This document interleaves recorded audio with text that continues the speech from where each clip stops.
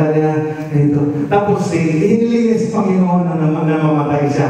Ginawa siya ng Panginoon. Siyempre, dahil sa gusto niyang mamatay siya, ginawa siya ng Panginoon. At nang dumating siya sa langit, eto na siya. Tapos, kinausap siya ng Lord, alam mo, kung nagpatuloy ka, o hindi ka nag-give up, magiging ganito ka, ganyan karami ang mga taong minister mo. Ganyan karami ang taong gagaling. Ay, ganoon pala, Lord. Pwede ba ibalik mo ko? It's too late. Nandun ka sa langit, hindi ka na pwede bumalik.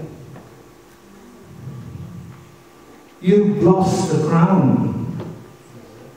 You've lost the prizes. Hallelujah.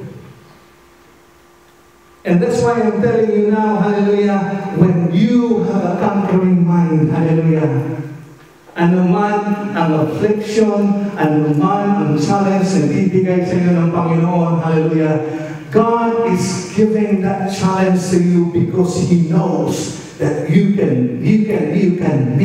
You can meet that challenge, hallelujah. Sabi ng Bible, ang Panginoon ay hindi nagbibigay ng test, ang tawag sa Tagalog, ng pagsubok, hallelujah, ng pagsubok na hindi natin kaya. He knows, hallelujah, God knows the measure of your faith.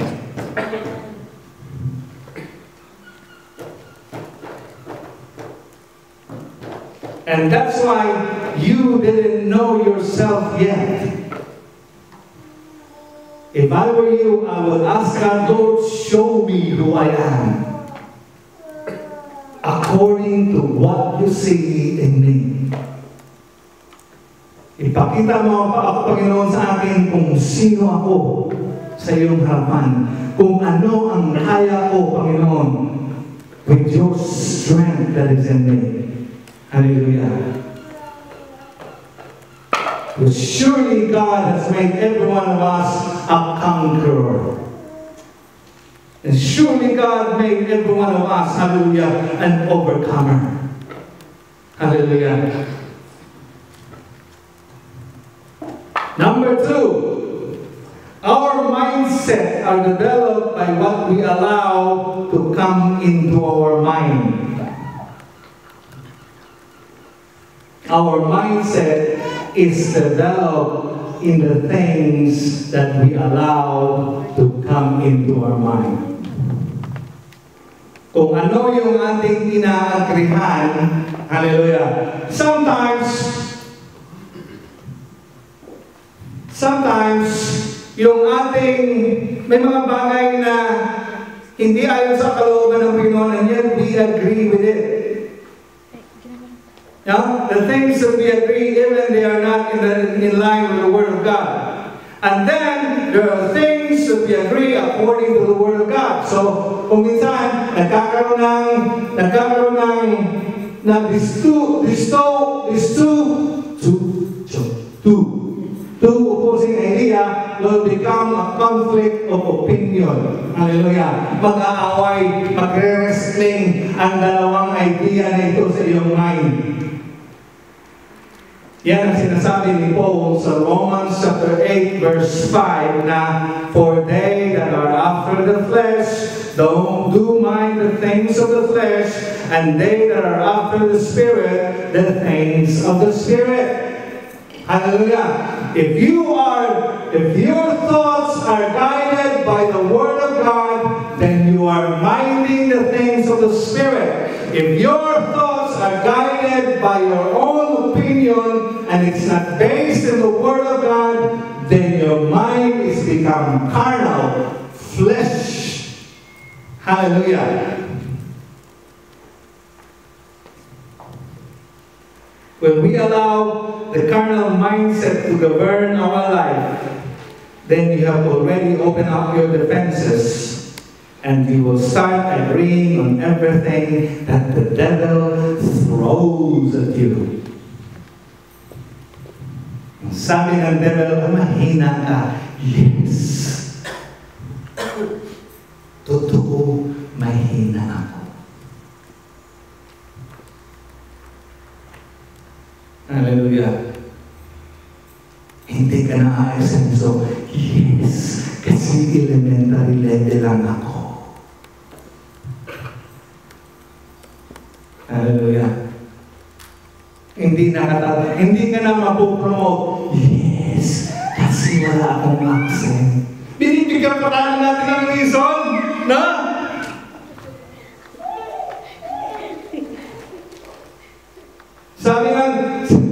Sabi ng demonyo, hindi ka pwede. Oo. Ikaw kang bibigay ng justification kung bakit. No?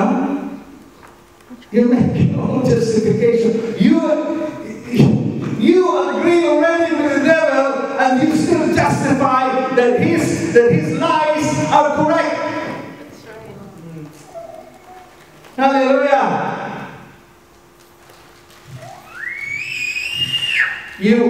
Don't open up. Hallelujah. Don't open up your mind, hallelujah, for negative things. Sa pangatlong slide, our carnal mind will be convinced by what they see. So the devil will put some more evidence, a little bit of evidence to confirm it.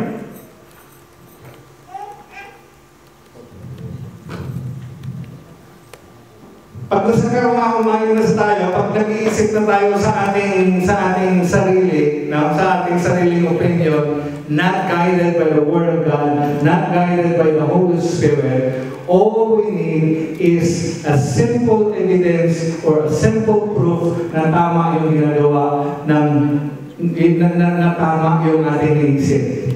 Ayan, yan halimbawa ng mind. Wasak ang defenses ng ating mind.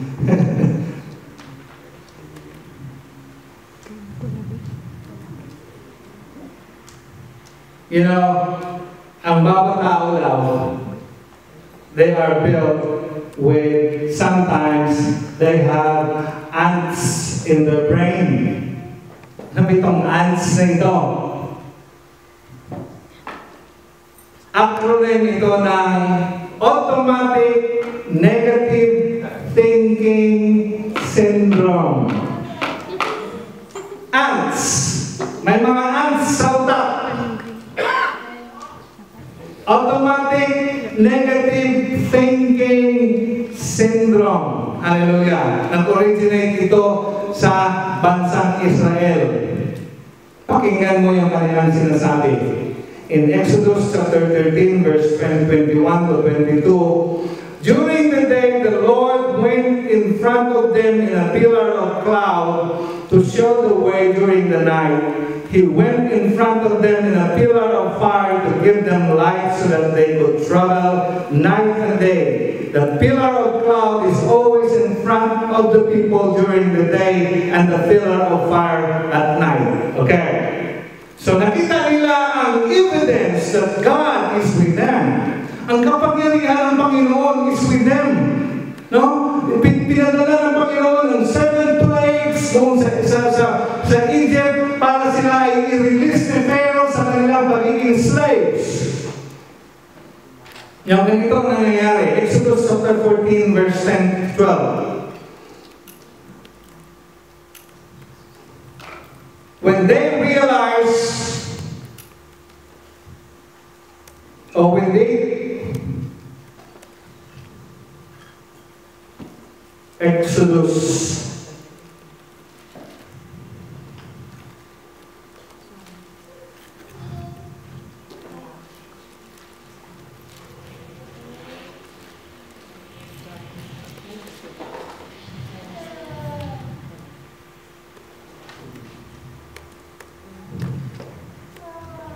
Okay.